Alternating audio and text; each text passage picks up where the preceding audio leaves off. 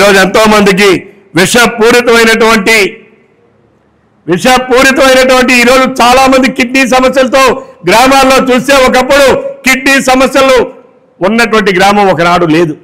2019 వరకు ఏదో ఒక ప్రాంతంలో అక్కడ ఉన్నటువంటి పరిస్థితులు బట్టి కిడ్నీ సమస్యలు ఉన్నాయి.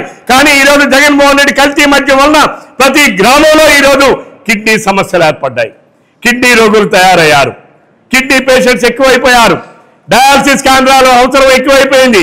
దానికి కారణం జగన్మోహన్ రెడ్డి సరఫరా చేసినటువంటి కల్తీ మద్యమే అని చెప్పి ఈ సందర్భంగా తెలియజేస్తున్నా. ఇది వాస్తవం కాదా? ఇది నిజం కాదా?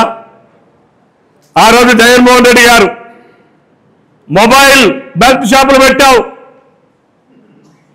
40 లక్షల బెల్ట్ షాపులు, మొబైల్ బెల్ట్ షాపులు, నువ్వు మొబైల్ బెల్ట్ షాపులు అన్నీ రన్ చేయించావు. నువ్వు 40 లక్షలు బెల్ట్ షాప్కి ఎంత రేటు, అప్పుడు పనిచేసినటువంటి ఎమ్మెల్యేలకు ఎంత రేటు, బెల్ట్ షాపు వాడు ప్రతి నెల కప్పం కట్టుకోవాలి.